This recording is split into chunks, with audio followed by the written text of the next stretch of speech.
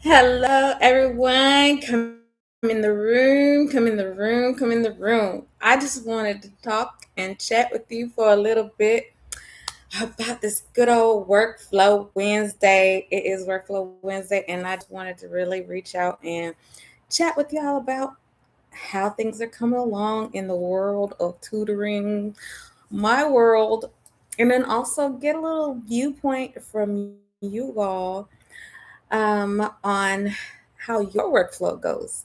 Now, we're talking about AI responses. Okay. Now, as you may know, I use AI a lot, but sometimes I just don't always get good answers.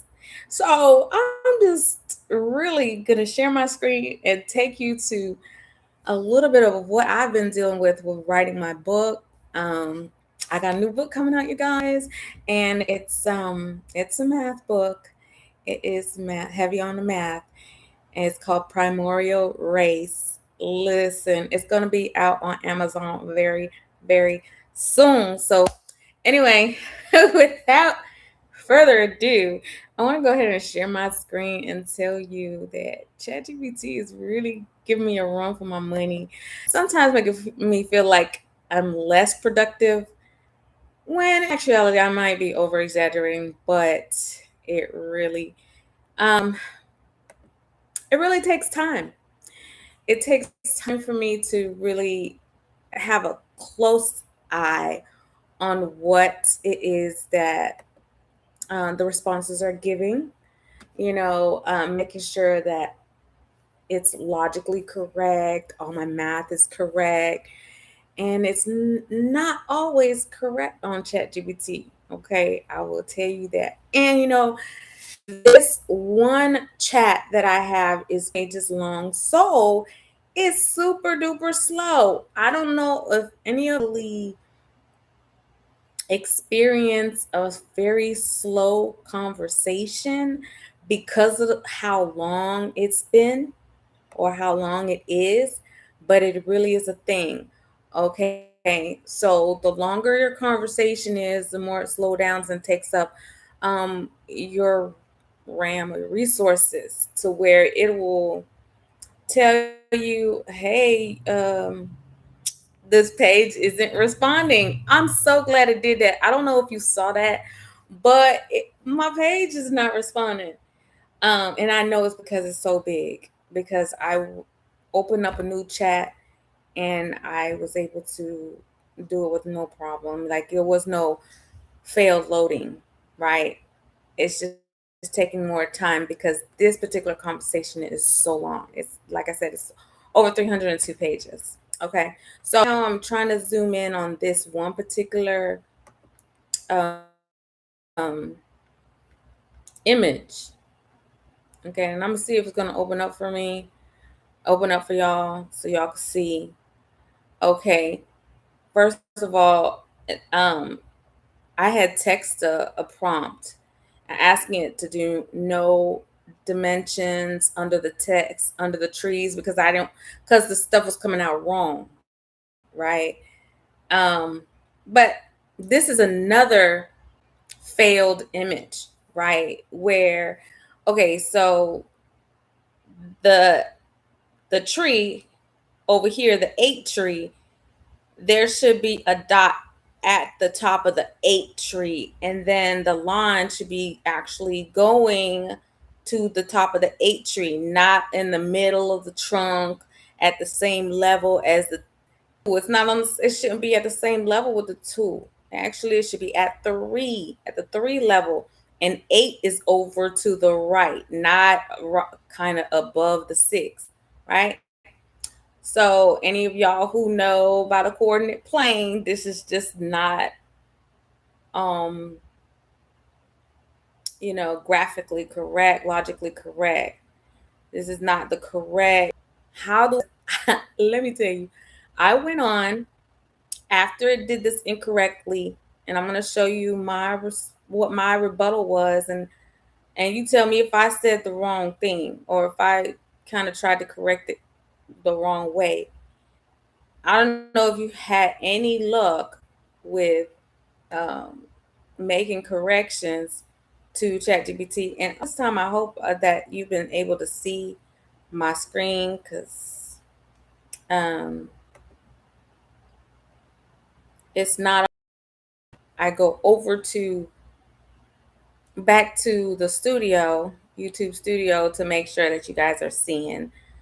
Um, I didn't do it this time, so I'm just trying to see if you could see triangles in the forest and how this dot right here, all the way on the right for the 8,3 is in the right spot. So my math, or I should say ChatGPT's math, is not mathing.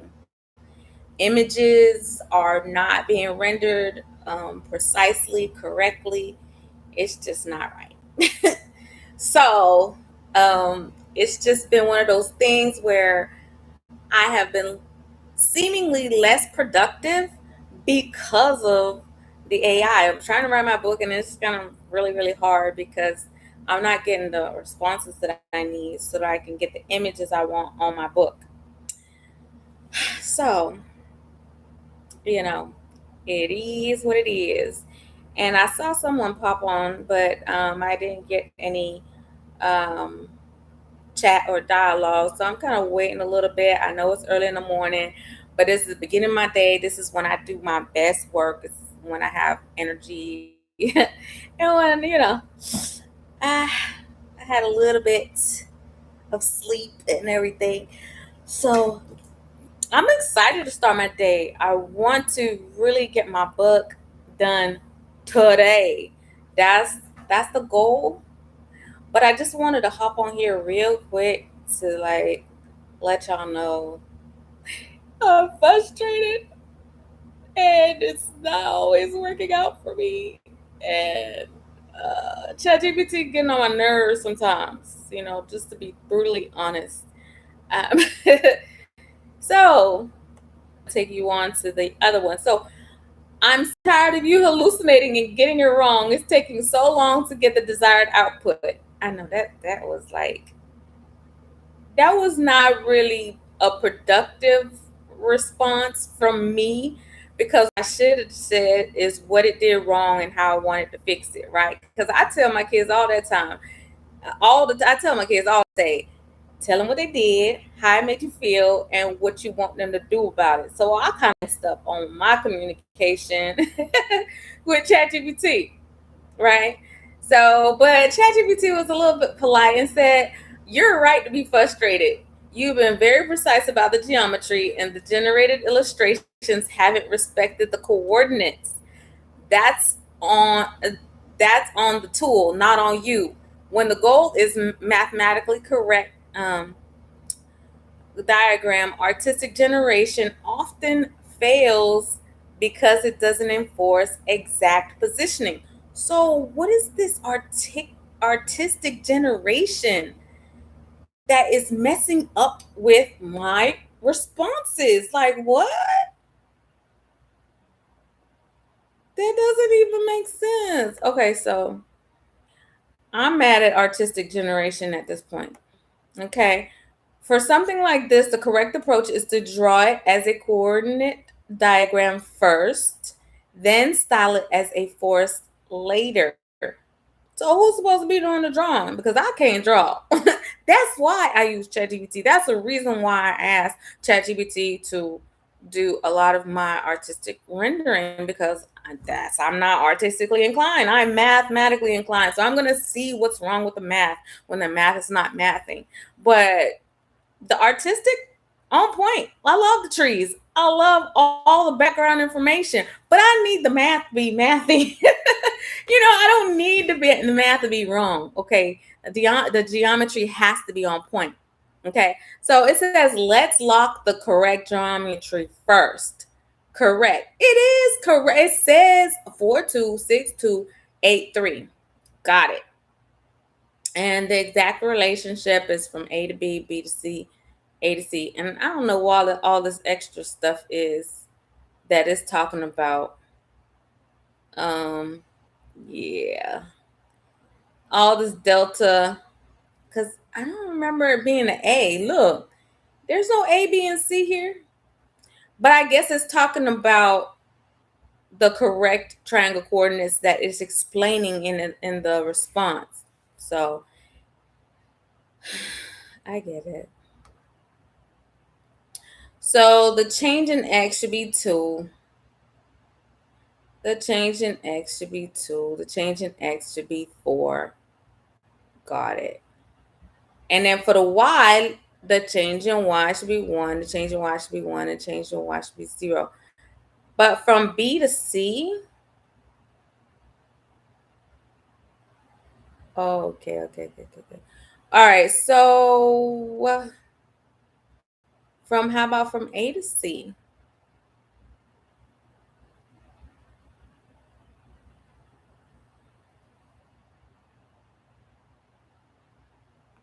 Okay, it says a change in x should be 4. Yeah, from 4 to 8 is 4, right?